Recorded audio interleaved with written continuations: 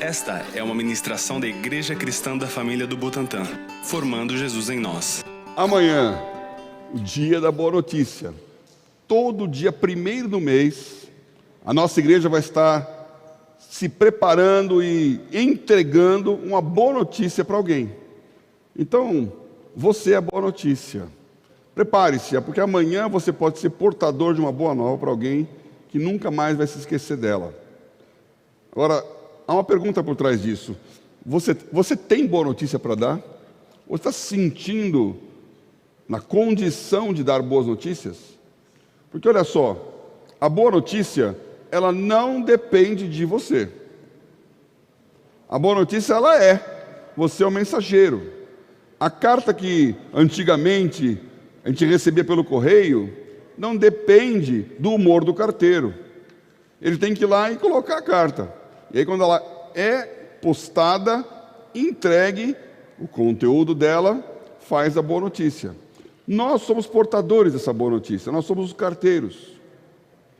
Mas você tem a oportunidade de não apenas entregar algo que é bom, que é a boa nova do Evangelho, que é o poder de Deus na vida das pessoas, que é a notícia de que houve uma vitória. Eu me lembro, quando eu estudava no ensino, hoje ensino fundamental 2, na época chamava ginásio, e eu estudei a história do Feidípedes. Era um grego que foi escolhido para ser o portador da boa notícia, de que eles tinham ganho a guerra. Então, aquela notícia do campo de batalha foi entregue para ele, para voltar para Atenas e falar: ganhamos, ganhamos, ganhamos. Ele era o portador, ele era o que corria. Aliás, dessa história nasce a maratona. A distância que ele percorreu, 42 quilômetros aproximadamente, para chegar lá em Atenas e dizer: nós vencemos os persas.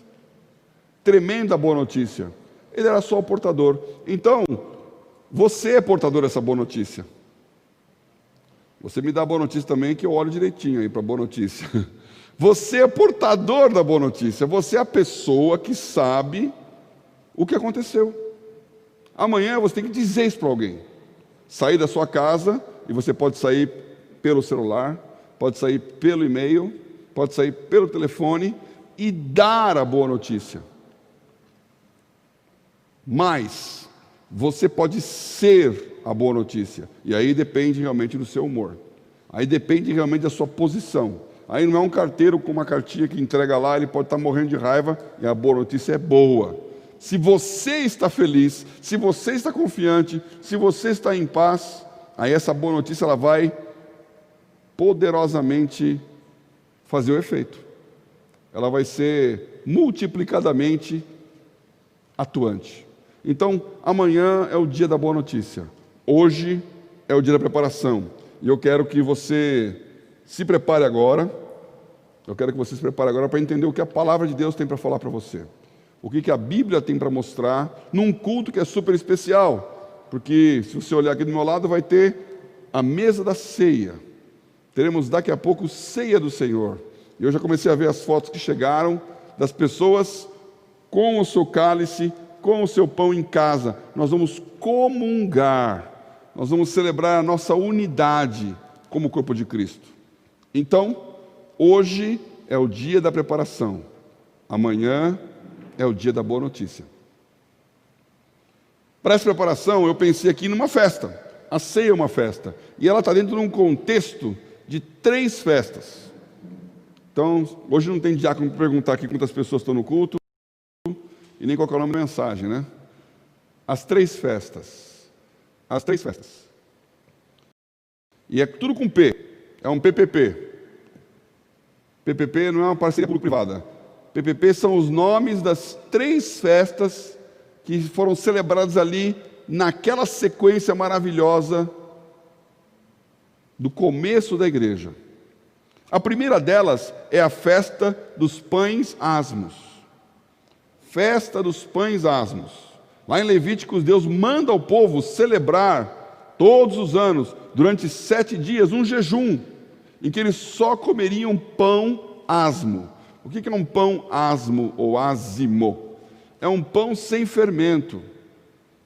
É o matzah, aquela bolacha, parece um cream cracker, que os judeus têm, que algumas igrejas inclusive usam na ceia para distribuir, que é aquele pão que não enche, não sobe, fica lá flat. Por quê? Porque não tem fermento, não cresce. E por que eles comem aquele pão sem fermento? Para lembrar do tempo lá na saída do Egito, quando Deus livrou fortemente, e eles tiveram que sair correndo, não deu nem tempo de preparar o pão. Então eles comeram como estava mesmo, um pão sem fermento. Tem toda uma simbologia por trás disso, mas o que eu quero colocar aqui, claro, é que essa festa celebra o fato de que houve um grande livramento. Acabou um tempo de escravidão. E o judeu devia lembrar isso todo ano, festa dos pães asmos. Essa festa está conectada, está juntinho com a festa da Páscoa. E aí, é claro, tem a Páscoa hebraica e a Páscoa cristã. Para nós, Páscoa, como celebramos há 50 dias atrás, é a festa que celebra a morte e a ressurreição de Jesus. Porque Jesus Cristo foi crucificado na sexta-feira da paixão e ressuscitou no domingo de Páscoa. Então, para nós, cristianismo, a Páscoa celebra a morte e a ressurreição de Cristo. Mas quando você vai olhar a Bíblia, você vê que eles estavam celebrando a Páscoa. E essa celebração não era da morte de Jesus, era da passagem do anjo da morte, livrando o povo e matando todos os primogênitos. Então, Páscoa em hebraico é o Pessah.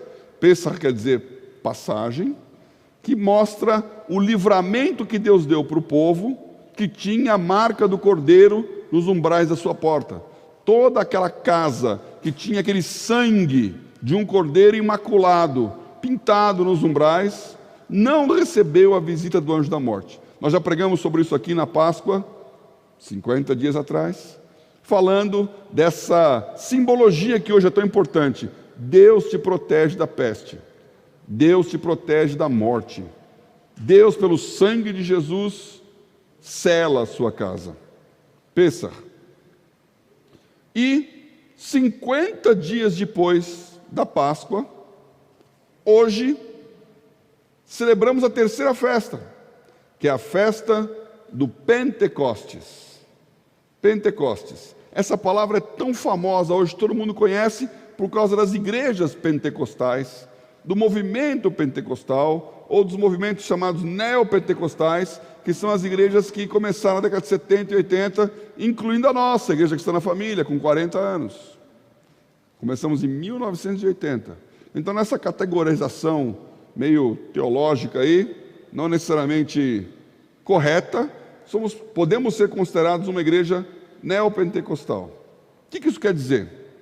Isso quer dizer que, mais ou menos há 100 anos atrás, começa um movimento no meio da igreja de revalorização do Espírito Santo, de busca dos dons espirituais, de aceitação de um batismo de fogo, de um poder sobrenatural, de uma ação que transforma a religião no além da tradição, no além da liturgia e, principalmente, no além da regra moral.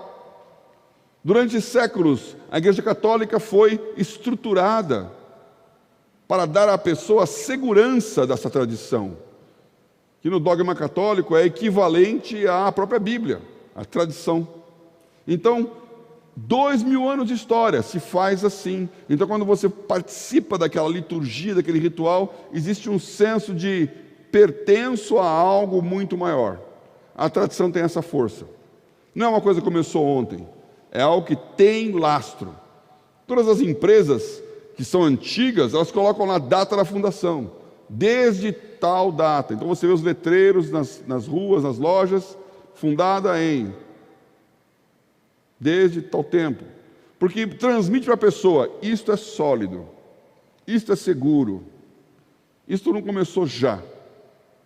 Hoje, as pessoas gostam até de gente que começou logo, mas a tradição tem um poder. Então essa tradição colocava a igreja como algo que tinha a sua regra, e se você obedecesse aquela regra, você estaria bem. Vem 1500 anos depois, quando estávamos no ápice de uma liturgia e de uma forma vazia, alguém dizendo: precisa ter conteúdo. Não basta apenas celebrar as missas, não basta apenas pagar as novenas, não basta apenas fazer as rezas e as orações, as continhas das orações católicas. É preciso também valor, é preciso também conhecimento, é preciso conteúdo. E aí então vem a Reforma Protestante: estudo da palavra, conhecimento de Deus, busca do entendimento de quem Ele é, de quem nós somos, como acontece. Não apenas um ritual, mas um coração. E aqui vem então a moralidade. E uma sociedade cristã que adquire valores que até hoje sustentam e seguram a nossa civilização. Não sei se você sabe, mas hospital público vem depois da Reforma Protestante. Não é mais um privilégio de um rico que por Deus está rico e, portanto, tem a garantia divina de que ele merece toda a riqueza, enquanto aquele que nasceu vassalo, por Deus é vassalo, então não tem garantia nenhuma, não tem direito à saúde. Então ele morre, mas o rico, o nobre, o clero, tem a assistência médica. Hospital para todos. E a palavra hospital, isso começa lá em Genebra, francês. Hospital se confunde até hoje com hotel e com prefeitura. São palavras que em francês se misturam. Um lugar onde você tem governo, um lugar onde você tem saúde, um lugar onde você tem abrigo. Escola. Uma igreja, uma escola. Essa semana eu participei de um congresso virtual da Editora Cristã Evangélica, pediram para que eu desse essa palestra lá também. 4.000 pessoas inscritas, um sucesso, falando sobre educação. Educação virtual, educação no celular, a Bíblia JFA e como isso pode ser usado. Falamos lá do SAL como um instrumento de ensino. Essa ideia de educação para todos não é antiga, ela é recente. Ela vem de valores cristãos. O ser humano é igual ao outro. Não há diferenciação. Então ele merece os mesmos direitos. E aquilo que hoje a sociedade coloca como sendo normal, foi construído por cristianismo. Todos são iguais diante de Deus. Todos precisam da graça e todos merecem a salvação. Todos precisam crescer. Uma igreja, uma escola, o lema de Calvino. Então, educação, saúde, valores que a igreja construiu ao longo da sua história, firmados nesta postura bíblica de que Deus veio fazer uma coisa nova. Então não é apenas a tradição, é também o conteúdo, a moralidade, o que é certo, o que é errado, fazer o bem. E durante mais outro século, a igreja está lá vivendo esta regra moral. E aí, há 100 anos atrás, ressurge uma centelha, uma faísca, dizendo, não apenas a forma, não apenas o conteúdo, mas um poder. Se o vale de ossos secos está lá, e precisa de carne, e precisa de músculo, e precisa de cobertura para ser um corpo, ok, tem ali um exército formado, mas está morto. Precisa do fôlego da vida, precisa de um sopro de Deus, precisa de um mover espiritual, e esse mover é a chama do Espírito Santo. Então vem o Espírito Santo e começa a operar sinais e maravilhas. Surge o movimento pentecostal, que até hoje é um dos maiores eventos na história da igreja, e que mobilizou e transformou o que é a igreja hoje no século 21. Algo que é quente, algo que você sente, não apenas entende e não apenas faz. E por favor, querido ouvinte, eu não estou tirando a importância do que você faz, que é a liturgia e a tradição, nem tampouco a importância do que você pensa, porque o culto, como diz Romanos 12, é um culto racional. Mas eu estou dizendo que também é importante aquilo que você sente. Subjugado, debaixo, orientado, por aquilo que Deus é, aquilo que Ele falou, aquilo que a Bíblia declara. Mas existe um poder, existe um fogo, existe um mover, existe um sobrenatural, que se você não sentir que a sua vida não é um tic-tac de um relógio, ainda que ele seja muito bem construído, ainda que ele nunca perca a hora, se não é só isso, é uma monotonia de uma regra, então para que viver? Tem que ter esse calor do Espírito Santo. E esse calor vem com o Pentecostes. E por que chama Pentecostes? Aí, Pentecostes é uma palavra grega, quer dizer 50 dias. Ou seja, a festa da Pentecostes vem 50 dias depois da festa da Páscoa. A festa da Páscoa vem uma semana depois da festa dos pães asmos. Então temos essas três festas reunidas: pães asmos, Páscoa, Pentecostes. Para os judeus, Shavuot. Eles chamam Páscoa de Pessah, chamam o Pentecostes de Shavuot. Shavuot quer dizer semanas. São 7 semanas, 49 dias, no 50ª festa. Por que eu estou falando tudo isso aqui? Porque hoje nós temos uma ceia. E o que Jesus fez, e agora eu quero que você abra a sua Bíblia lá em Mateus 26, o que Jesus fez foi celebrar a ceia na festa dos pães asmos, quando essa história começa. Então, lendo lá em Mateus 26, diz assim: e aconteceu que quando Jesus concluiu esse discurso, disse aos seus discípulos: bem sabeis que daqui a 2 dias é a Páscoa, o Filho do Homem será entregue para ser crucificado. Depois os príncipes, sacerdotes, os escribas, os anciãos do povo reuniram-se na sala do sumo sacerdote, chama-se Caifás, consultaram-se mutuamente para prenderem Jesus e o matarem. Mas diziam: não durante a festa, para que não haja alvoroço entre o povo. E aí, então Jesus vai para Betânia e tem um jantar. Algumas semanas atrás eu preguei sobre isso, sobre a história de Marta e Maria, a ressurreição de Lázaro. Essa história da ressurreição aconteceu antes, obviamente, disso. Ele vai para Betânia e tem um jantar lá com os seus amigos. E lá em Betânia, na casa de Simão, aproxima-se dele uma mulher com um vaso de alabastro, com um unguento de grande valor, derrama sobre a cabeça quando está sentado à mesa. E os seus discípulos, vendo isso, indignaram, dizendo: por que esse desperdício?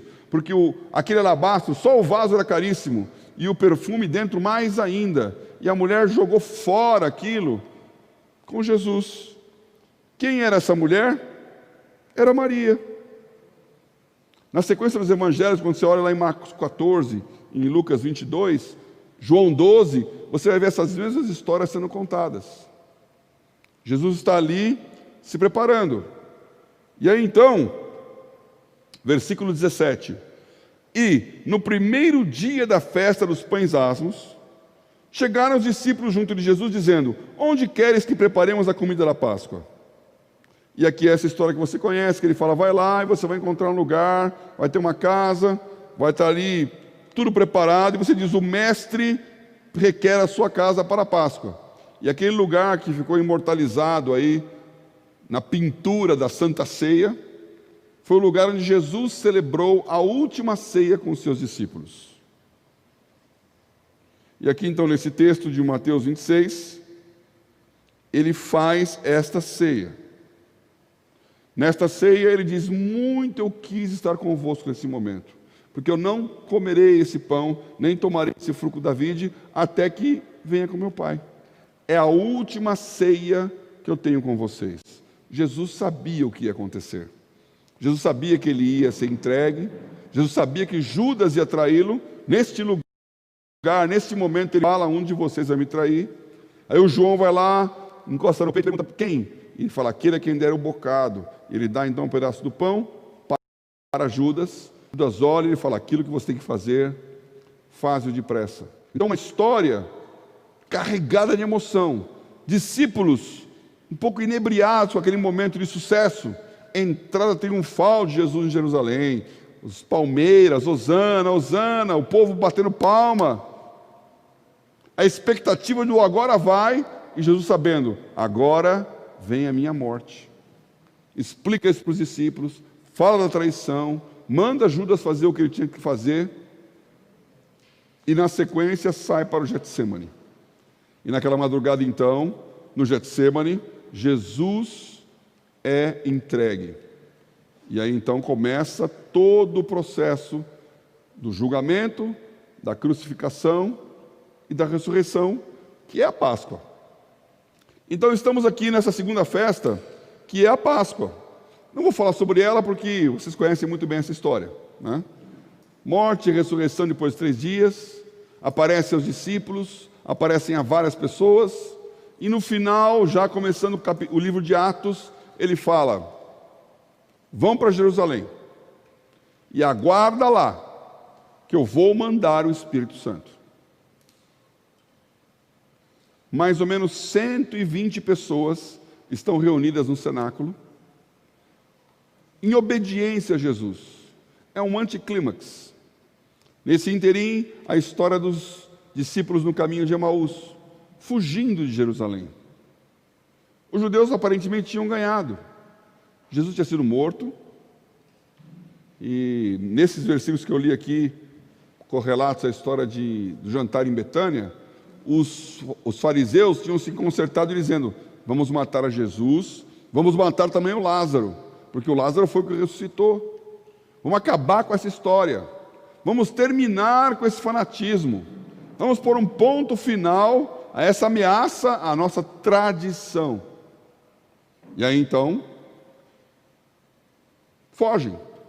Pedro traz Jesus, de medo de uma serva. Os 2 discípulos no caminho de Emaús contam para o próprio Jesus, que aparece para eles dizendo: se você é um estrangeiro que não sabe o que aconteceu, esse homem que veio falou tanta coisa maravilhosa, e nós pensamos que ele seria o Messias, mas já vão 3 dias que isso aconteceu, que ele morreu. O sonho acabou. E aí Jesus começa a explicar para aqueles discípulos a importância de ele morrer, de ressuscitar, como isso estava escrito na palavra. Eu quero dizer mais uma vez aqui, meu amigo, que muitas vezes nós sabemos na teoria o que tem que acontecer, mas não enxergamos aquela teoria na prática. Durante anos e anos e anos, eu trabalhei no mercado financeiro. Trading, comprando e vendendo ativos financeiros, bolsa de valores, mercado de câmbio, renda fixa. E você sabe o que tem que fazer, você sabe a teoria. O mercado acionário fala: compra na baixa e vende na alta. Parece óbvio, não parece tão óbvio, mas vai fazer. Vai entender quando é baixa, quando é alta. Agora é a hora, agora não é a hora. Depois que passou, você fala: puxa, estava tão na cara, mas eu não estava vendo. Os ingleses têm uma expressão muito interessante para isso, que não se aplica a nós, porque nós temos o futebol, que aliás é o verdadeiro futebol, diferente do deles lá, o futebol americano. No futebol americano, a principal figura é o quarterback, é o capitão do time, é o que organiza jogadas, é o que decide e escolhe para onde ele vai mandar a bola. Então ele junta aquele time e dá as instruções e fala: a próxima jogada vai ser tal. Ele define o jogo, a estratégia do jogo. E aí dá certo ou dá errado. É bloqueado, perde o controle, e aí tem uma profusão de termos, só meu filho para falar, do que pode acontecer ou não pode acontecer lá, se vai ter fumble ou se não vai ter. O fato é que domingo tem um jogo, e aí segunda-feira tem essa expressão que fala Monday Morning Quarterbacking. O que é Monday Morning Quarterbacking? É ser técnico na segunda-feira de manhã. É muito fácil ser técnico de jogo que já passou. Depois que aconteceu, você fala: era só fazer isso, era não fazer aquilo, era evitar, estava na cara, todo mundo estava vendo, mas no calor do acontecimento você não percebe. Aqueles discípulos ouviram Jesus falar, e eles sabiam que ele ia morrer, sabiam que ele ia ressuscitar, sabiam e criam que ele era o Filho de Deus, mas quando aconteceu, eles fugiram. Eles perderam a fé. Então, 120 pessoas medrosas, medo da perseguição, medo da consequência, desesperançados em relação ao futuro, sem o seu líder com eles para dizer: calma aí. Eles passaram por situações difíceis, mas Jesus estava junto. O mar estava agitado, o barco estava afundando, mas Jesus estava lá dormindo. E eles vão lá acordar Jesus: mestre, não se te dá que morramos? Eu guardei essa frase, porque eu era criança e tinha que cantar essa música. Que judiação com uma criança, né? Não se te dá que morramos? E eu ia entender o que estava falando aquilo. Aí falava: seja o encapelado mar. Eu ficava pensando: o mar sem roupa. O que é um mar pelado? Vou saber que capela é onda, e mar encapelado é um mar cheio de ondas. E os discípulos perguntando a Jesus: você não se preocupa com a nossa segurança? Você não se preocupa com o nosso futuro? Você não está vendo que nós estamos morrendo aqui? Aí Jesus se levanta e fala: vocês têm pouca fé, manda o mar se acalmar, tudo fica normal, e eles ficam maravilhados, dizendo: quem é esse que até o vento e o mar obedecem? Quando Jesus está junto, tem crise, mas você sabe para quem recorrer.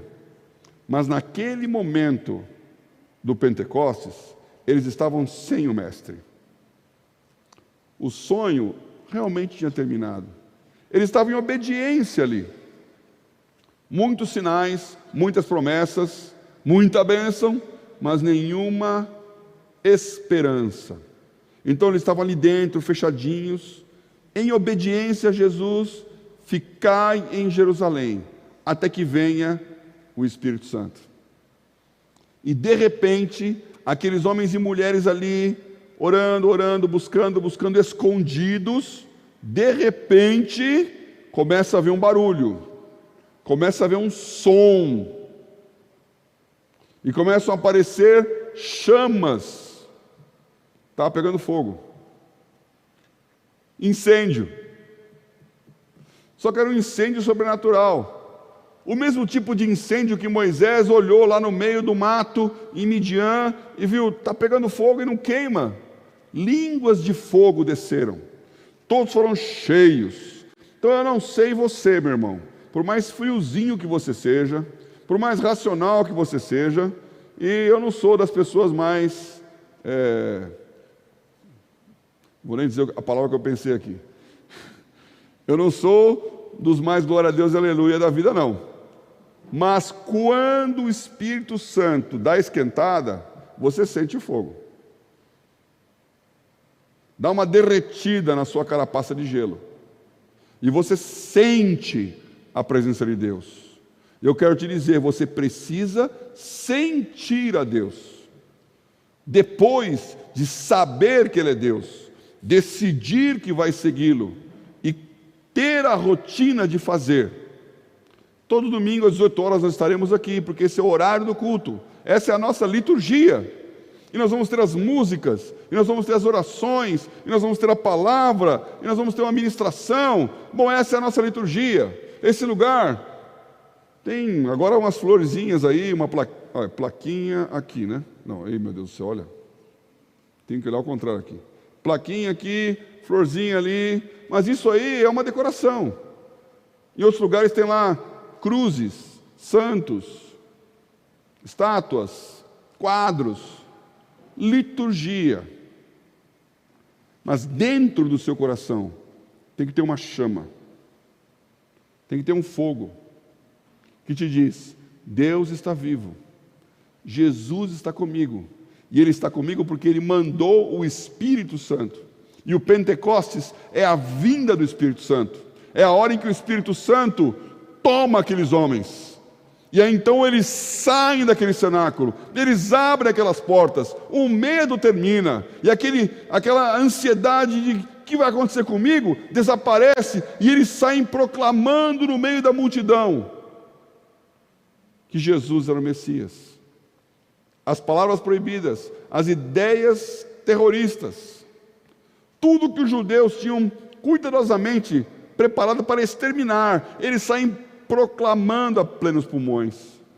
E aí então, as pessoas que vinham para aquela festa, a festa do Shavuot, E essa festa, ela tinha dois significados. O primeiro deles era a festa das primícias. É a primavera. Então elas estavam entregando as colheitas. Uma festa de celebração da vida, uma festa de celebração da prosperidade. E aqui também, e hoje muito mais, o Shavuot, ele celebra a entrega da Torá, a entrega dos 10 mandamentos, o advento da lei. Então os judeus do lado de fora, eles estavam celebrando a prosperidade econômica e a regra de Deus para o povo, a lei. E naquele momento, o Espírito Santo vem para dizer, além da liturgia, além da forma, além da regra, vida. O que Joel profetizou, vai chegar um dia em que o Espírito Santo vai ser derramado sobre toda a carne, e os vossos velhos vão voltar a sonhar, e os vossos jovens vão ter visões, e vai começar um Pentecostes. E aqueles homens começaram a falar, e multidão de todos os povos estavam reunidos em Jerusalém para aquela festa. E começaram a ficar perplexos, dizendo, você está ouvindo o que ele está falando? Eu sou da Dalmácia, eu sou de Lídia, eu sou de Cirene, eu sou do Ponto, lugares espalhados do Império Romano. E eu estou ouvindo eles falarem na minha língua. Como pode? Cada um ouvindo falar em sua própria língua. Um mistério, um milagre, um dom de línguas. E aqui vem a frase que eu usei muito na nossa live da família. O poder não está na boca do que fala. O poder está junto ao ouvido de quem ouve. Então nós vamos agora celebrar a ceia. Nós vamos ministrar poder para que você creia, como aqueles discípulos presos no cenáculo, que você não está preso em sua casa em quarentena, que você não está restrito a se defender de uma crise econômica que é galopante, que você não tem que dar um jeito de sobreviver, que você não tem que ter medo das circunstâncias. Pelo contrário, esta é a hora em que o Espírito Santo vem, e quando ele vem, ele enche a terra. Então, junto com tudo isso, vai acontecer um avivamento, vai acontecer um quebrantamento, e vai ter um bando de loucos saindo e falando, Jesus está aqui, Deus está aqui, a igreja está aqui, e ninguém vai ficar para trás. Nós cremos nesse poder do Evangelho, e que aquilo que aconteceu em Jerusalém, volta a acontecer. A mesma força que Jesus tinha com os discípulos quando falou, muito que estar convosco. Esta ceia vai ser a ceia da restauração. E nós vamos orar agora para que você seja revestido de força nesse pão, de autoridade nesse vinho, que você saia proclamando boas notícias, que você tenha coragem, a ousadia, de mesmo sem sentir nada de especial, porque você continua o mesmo carne e osso, crendo que Deus vai usar o seu espírito, e que você vai crescer nesse espírito. E assim como aqueles homens transformaram a cidade, e 3.000 se convertem um dia, 5.000 se convertem no outro, a nossa igreja vai proclamar esse evangelho, esse zelo evangelístico. Como vocês ouviram aqui a Elisa falando, o poder está na sua boca, enche, abre a tua boca e eu te encherei. É a palavra de Deus. Você está disposto a abrir a boca? Não para murmurar, como nós falamos no domingo passado aqui com o Nicolas, mas para anunciar que algo maravilhoso vai acontecer. Então eu quero orar com você agora. Nós vamos ter uma ceia, nós vamos ter uma ministração, e nós estamos te preparando para sair daqui turbinado, para sair daqui preparado para dar boas notícias, para fazer as coisas acontecerem, sabendo que, primeiro, existe uma estrutura, e essa estrutura é a liturgia, é a forma, ela já está posta.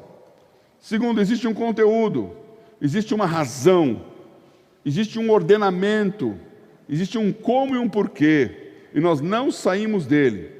Mas, em terceiro lugar, existe um Espírito.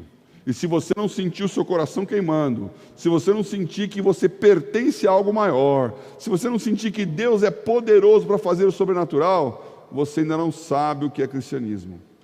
Você ainda não experimentou o que é o Evangelho. E nós queremos que o Espírito Santo encha a sua vida agora, no meio da sua necessidade. Nós vamos orar, nós vamos clamar e nós vamos celebrar a ceia, em nome de Jesus.